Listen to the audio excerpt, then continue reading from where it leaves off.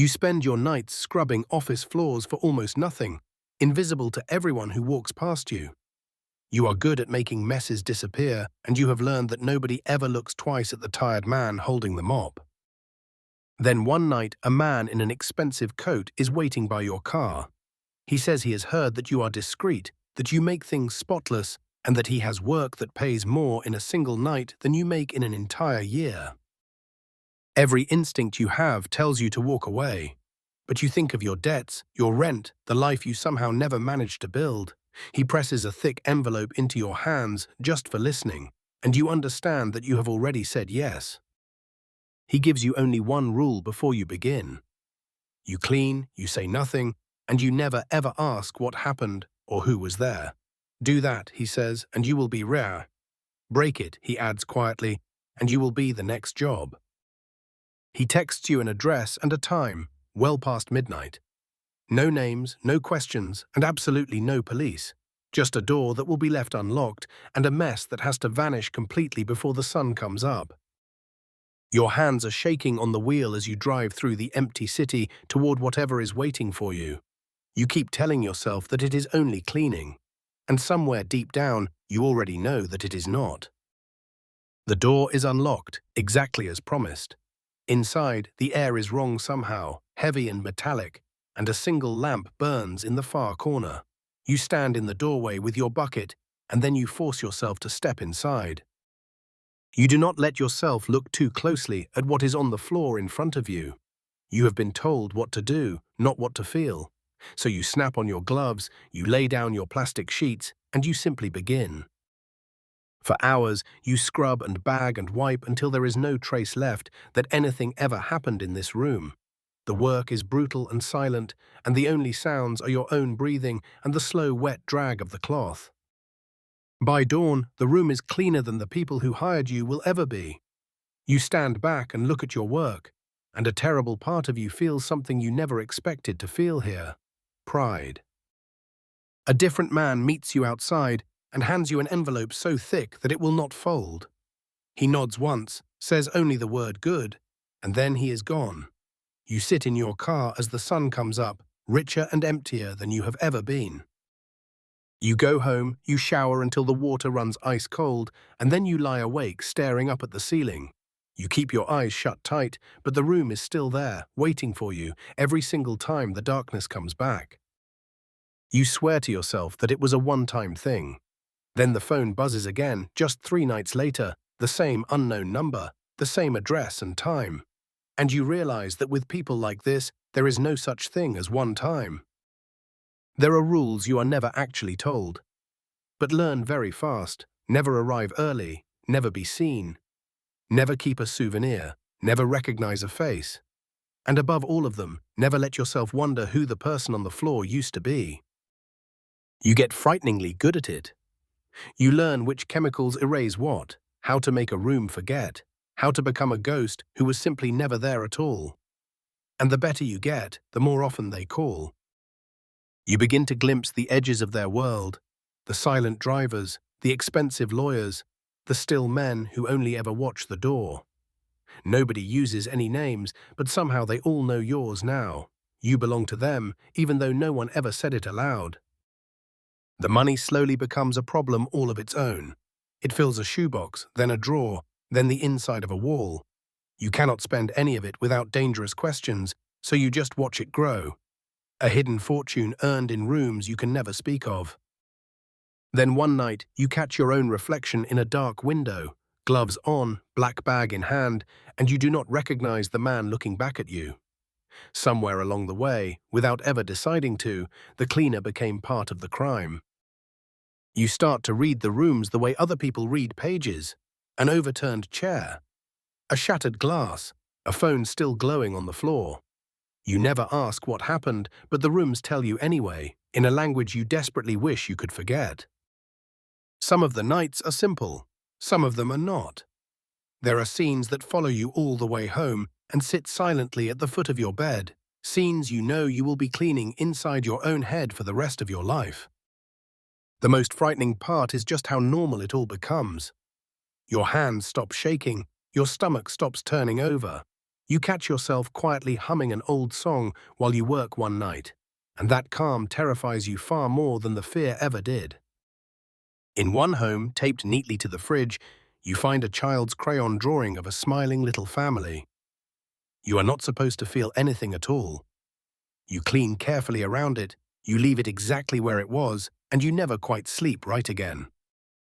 You learn to lock every single thing you see inside a room in your own head, and to never open that door again. But that room is getting very crowded now, and on some nights you can actually hear it in there, quietly scratching to get out. You used to be a man who simply cleaned floors. Now you are a man who knows where the bodies were, who erased them, who helped the very worst people in the city sleep soundly at night. And you did every bit of it for money that you cannot even spend. Slowly, it dawns on you that you have become dangerous to them. You have seen too many rooms and cleaned away far too many secrets. The very thing that makes you so valuable to them is the same thing that will, one day, get you killed. A dark car begins sitting outside your building at night. A man you are sure you have seen before nods at you at the corner store. They are not threatening you exactly. They are simply reminding you that they always know precisely where you are. You try to say no to a job just once. The voice on the other end of the phone goes very quiet and then gently asks if everything is all right at home and calmly recites your sister's address. You take the job. You will always take the job. Your entire life slowly becomes a careful performance. Smile at the neighbors. Pay your taxes on a job you do not really have. Keep the fortune hidden, the gloves hidden, and the constant quiet screaming inside you very carefully hidden too. You cannot tell the police, who you no longer trust at all. You cannot tell your family, who you are protecting by lying to. So you carry the entire crushing weight of it completely alone, and it is slowly, quietly pressing you flat.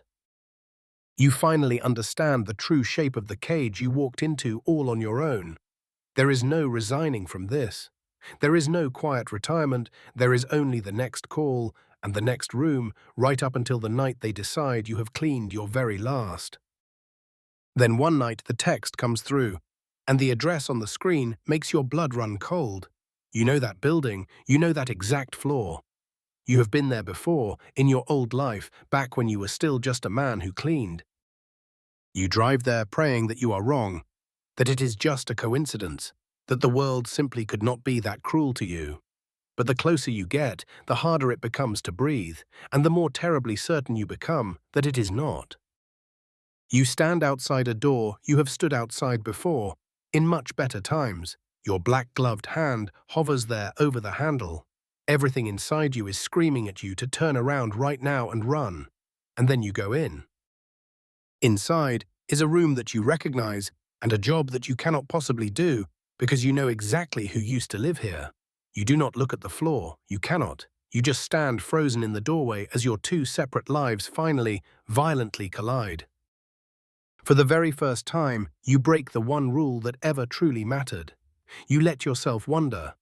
You let yourself feel.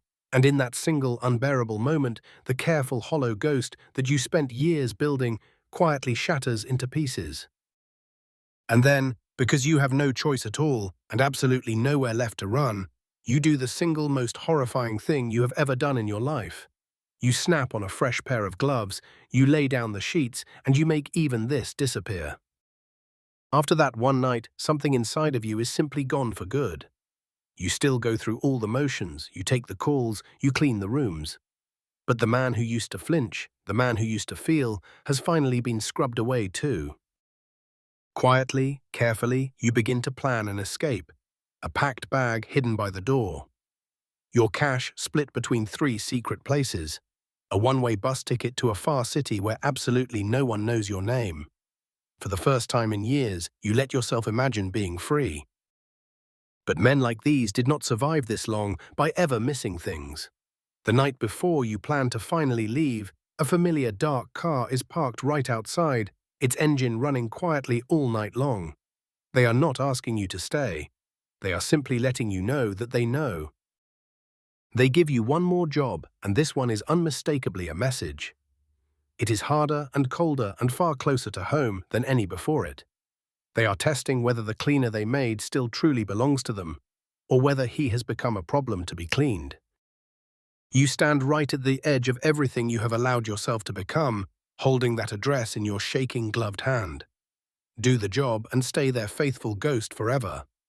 Or refuse it and become the next quiet room that someone exactly like you will erase. And in the very end, you finally understand the cruelest truth of all. There was never really a choice. Not once, not since the night a stranger handed you an envelope beside your car. You said yes a single time, and that one small yes has owned the entire rest of your life. So you keep on cleaning, room after room, night after night, year after year after year. You slowly become a legend whispered about in rooms you will never once be invited into. The ghost who can make anything at all disappear, including, very slowly, himself. The fortune hidden behind your wall just keeps on growing, and you have never hated anything more in your life. Every single bundle is a room. Every room is a person. You are the richest broken man in the entire city, and you would burn all of it just to sleep one night in peace. You look into mirrors less and less these days, because the man who looks back out at you is now a complete stranger wearing your face. Somewhere out there is the cleaner who once scrubbed office floors for nothing, and you would give every cent you have just to be him again. You carry every single room with you now, all of them, all of the time. They are there when you eat, when you try to laugh, and especially when you finally close your eyes.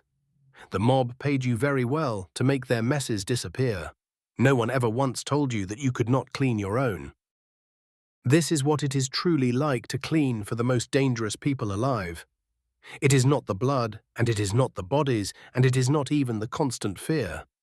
It is the slow, quiet erasing of absolutely everything you used to be, one perfectly spotless room at a time. So when a stranger in an expensive coat one day offers you more money than you have ever seen, just to quietly make a single mess disappear, remember the man who said yes, and ask yourself honestly, standing in his shoes, whether you really would have walked away. Subscribe and tell me whose life we clean up next.